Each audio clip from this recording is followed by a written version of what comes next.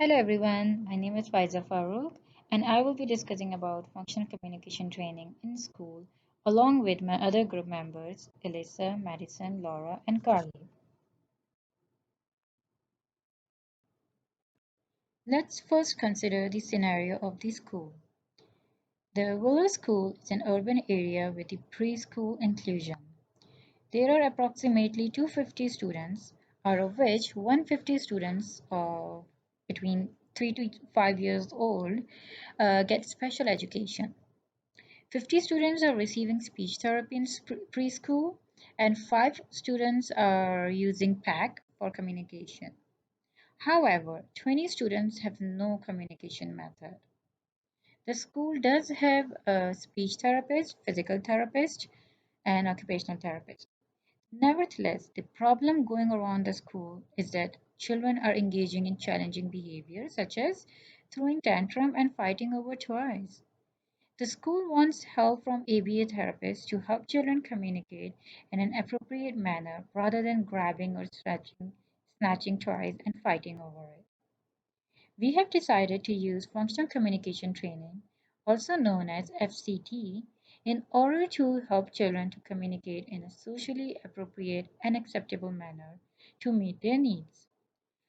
Let's now discuss how FCT can be effective to decrease the challenging behavior, how to implement it, and what are the training methods, and how the training will be conducted. So, what is functional communication training? FCT is an evidence based intervention which focuses on the antecedent, that is, what happened before the behavior occurred. FCT is implemented after we have assessed the functions of the behavior using functional behavior assessment, as it is very important to first analyze the function of the behavior in order to understand the purpose of the behavior. It is important to know what is the reason behind the challenging behavior occurrence and how it can be replaced and with what other communication methods. The FCT can reduce behaviors such as physical aggression, tantrums, screaming, disruption, elopement, self-injurious behaviors, and many more. We can replace it with an appropriate communication, such as using PECS, AAC device where a child can use P2G, prologue to go application, on iPad in order to communicate effectively and appropriately, which will serve the same purpose as the challenging behavior. Now let's look at the example from a study by Olive in 2008 where a 4-year-old child who had communication delays went through the FCT intervention uh, in her sessions. After the FCT intervention was implemented, the results showed that her communication skills were improved. They used Voca device for FCT intervention, which helped her to request for attention appropriately or for any other thing that she needed without showing any challenging behavior. Likewise, there are many other studies which have proven that FCT is an effective communication method which can replace and reduce challenging behavior. Now, my group member Alyssa will talk about the operational definitions and then will lead you from there on how to implement FCT. Target behaviors and definitions. Fighting over toys. Fighting over toys is operationally defined as one or more individuals grabbing and or taking items and or activities from another individual and or group of individuals while they are engaged with items and or activities when not directed to. Tantrums. Tantrums are operationally defined as making vocalizations louder than conversational level for more than 3 seconds and or throwing objects, kicking, scratching, biting, and or hitting objects or people and or laying on the floor and or jumping up and down repeatedly. A non-example would be if a child fell and got hurt and began to cry as a result. How can FCT be used to address the needs in the Willow School scenario? FCT can be used to identify an appropriate replacement behavior for the function of the current behavior that is occurring, in this scenario, fighting over toys and tantruming. Currently, the students in this scenario are having difficulty sharing, and part of that may be due to lack of exposure or practice to the task of sharing, as well as a lack of functional communication. The current behaviors fighting over toys and tantrums, serve the function of gaining access to tangibles. Providing an appropriate replacement behavior of appropriately requesting items and gaining access to these tangibles through these appropriate interactions, paired with positive reinforcement and behavior-specific praise, will increase the likelihood that the students will continue to use functional communication in order to gain access to tangibles instead of the target problem behaviors in the future. The materials needed to implement this intervention are preferred items and activities, a timer, individualized motivational systems for all students, picture exchange communication systems for those with limited or nonverbal language skills, augmentative communication devices for those with limited or nonverbal language skills, and data sheets. To implement this intervention, identify the problem behavior. In this scenario, fighting over toys and tantrums. Identify potent reinforcers. Identify appropriate modes of communication for each learner, verbal, augmentative communication devices, or PECs. Teachers, staff, and therapists will split the class into smaller groups with preferred items, activities present for them to play with. When a student, we will call student A, shows interest in an item or activity another student, who we will call student B, is engaged with, the staff member will provide an appropriate prompt to elicit a demand for the item or activity. Following the prompted demand, the staff member will provide student A with behavior-specific praise and a token for these prompted responses. Prompts will vary depending on individualized skill. Verbal prompts for those with verbal language, physical prompts for those who are using an augmentative communication device or PECs. Next, the staff member will provide a physical prompt to student B to give student A the item or activity, and then redirect student B to another preferred item or activity or replacement activity, and provide behavior-specific praise and a token to student B for the prompted response. A timer will be set and a statement will be made to both students that when the timer goes off, student A will return the item or activity to student B. When the timer goes off, student A will be physically prompted to return the original item or activity to student B, and a replacement item or activity will be given to student A. Behavior-specific praise and tokens will be provided to both students. Repeat trials as necessary in order to provide positive practice. Implementation continued. Access, types of prompts, and prompt fading. At first, all prompted requests will be honored and access will be granted immediately. As tolerance and skill acquisition is acquired, staff members can fade prompts by using most to least prompting procedures and graduated guidance, as well as using partial verbal prompts. Most to least prompting procedures is when the teacher places their hands over the learner's hands to guide the learner through the initial training trials, then moving to a less intrusive prompt on subsequent trials. For example, guiding at the wrist, then the elbow, and so on. The intrusiveness of the prompt continues to be faded as long as the learner is demonstrating success during training trials. Graduated guidance is continuously trying to fade assistance within each trial. Full verbal prompts is when the teacher provides the learner with a spoken complete response, such as, "Can I have a turn?" Partial verbal prompts are when the teacher provides the learner with part of the response, such as, "Can I?" And then a phonemic prompt is when the teacher says the phoneme or the sound of the response, such as k in "Can I have a turn?" In addition to prompt fading, the teacher can begin to increase the delay between the request and access to the tangible, increasing the time on the timer gradually and varying the time to promote tolerance and flexibility. What to do if there is problem behavior? The timer is paused and the preferred item or activity is withheld. A reminder statement is provided. For example, the timer is paused. You can have the doll back when you're quiet and sitting nicely. The student's individualized motivational system will be used to gain compliance by integrating mastered questions or simple directions and rewarding for independent, compliant responses. For example, how old are you? Touch your head, etc. Access to the tangible will not be granted until the student or students are sitting quietly and appropriately and not engaging in the target behaviors.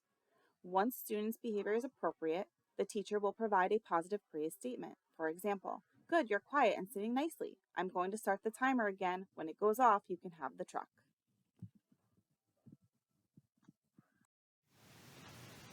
This will be our training plan for any relevant stakeholders. So Any staff or person that will be implementing FCT with these students at Willow Preschool will be classified as a relevant stakeholder.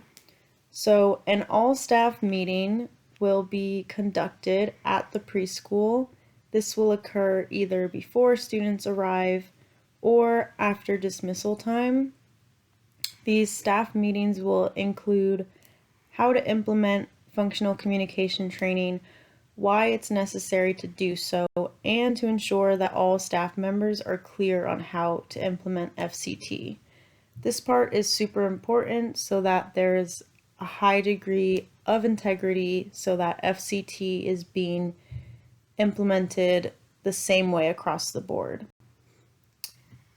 The team will also provide demonstrations on how FCT is done. So we will be modeling the strategy with staff members and problem solving any issues that arise. It's also important to role play those problem behaviors so that staff know what to do in that moment and so that everyone is clear on what they're doing. Lastly, small group or individualized follow-up sessions will be provided. So any staff members or group of staff members that feel they need an extra training or have questions or are just unclear on anything, we will have those follow-up sessions as needed. For the exploration phase, we're going to start by giving a description of the setting and the population. So our setting is the school-wide implementation of functional communication training at Willow Preschool. So the population total of this school is 250 students. The students that we'll be focusing on are the special education students that are nonverbal. So there are 50 of these children receiving speech therapy, 5 children that use PECs, and 20 children that are nonverbal without a method of communication. The team of professionals that will be implementing functional communication training are going to be the classroom teachers at Willow Preschool. There are 2 assistants per classroom, the 2 full-time speech therapists, the occupational therapist, physical therapist, and the 4 to 6 volunteers that are available from the parent volunteer program. There are 2 significant behavioral issues being the reason why there is a need for change. These behavior issues are being displayed as fighting over toys and engaging in tantrum behaviors. So many of these children have difficulty communicating, resulting in these behaviors of fighting and tantrums. And so our group is aiming to implement the intervention of functional communication training to reduce the fighting over toys and the tantrum behavior through teaching functional communication to give the students a method of communication. Right now, an initial barrier is ensuring the training of the staff to implement functional communication training with fidelity. It's important that the staff has an understanding of why and how to implement in the same manner across staff members and settings. So functional communication training is an evidence-based antecedent intervention using trial-based approach to support positive behavior, which can replace challenging behavior. So in other words, we're going to implement this intervention to give these students a way to communicate instead of engaging in our tantrum and fighting behaviors. So these behaviors can be targeted to give these students an alternate response that will result in the same class of reinforcement identified as maintaining the problem behavior. So our plan for implementation is the initial step to have a mandatory all-staff meeting before the beginning of the school year, just to provide the initial training for the staff members to give them the skills to implement the intervention. In the training, we will be modeling and role-playing to ensure the teaching is effective. And at the end of the meeting, we will address any questions or concerns. And then over about a month, we will review weekly functional communication training and how it is being implemented and checking in with the staff members. The team will be taught to implement functional communication training in small groups of 2 to 3 students. So we are going to be looking at the lessons being run in small groups for Tier 2 for students that are nonverbal, that are receiving speech therapy, and that use PECs already. Then our students without a method of communication, other than pointing, will receive lessons individually, being in Tier 3. Thank you. Modeling of strategy. The BCBA will join each class for half of the day during the first week of implementing the intervention to help support the staff. First, the BCBA will model for the entire class the intervention plan using students from that class. Next, the BCBA will remain present and watch staff members implement the plan and provide feedback as the staff works hands-on with the learners. As training continues, the BCBA will determine if modeling again is necessary. They will determine if they need to model the entire plan from beginning to end or just intervene at certain points to help strengthen the staff member's skills and understanding of the component they are struggling with. The BCBA will follow up in the next week to observe, provide feedback, answer questions, or troubleshoot issues that have arisen since they last met with the class.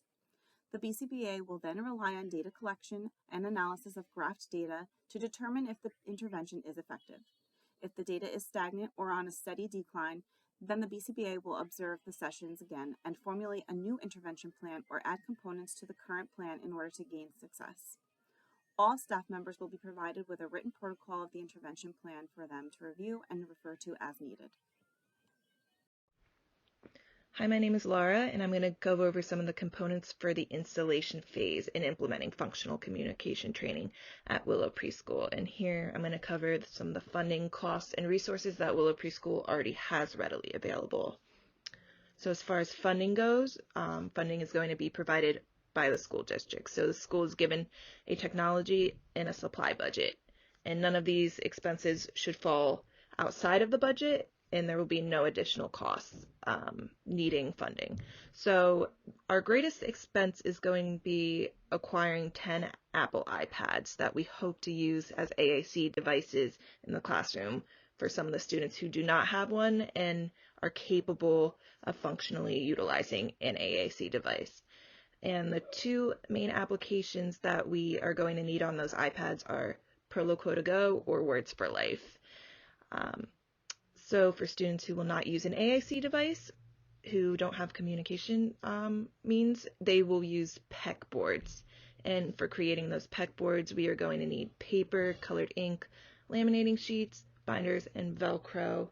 And those costs should be minimal, obviously, compared to the technology costs that we are going to spend. Some of the resources that we already have available, we do have some iPads at the school at the moment that do not have any AAC applications on them, but we hope to get applications on those and then acquire more iPads that can be used as AAC devices.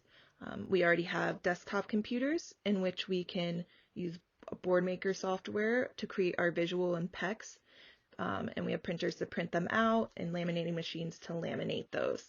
And one of our great resources available are our in-service days, which will cover all of the staff trainings for functional communication. So there will be no time needed outside scheduled work days and no additional costs for training staff. Going forward with the installation phase, other components include strategies for personnel utilization, professional development activities, and parent involvement in implementing functional communication training at Willow Preschool.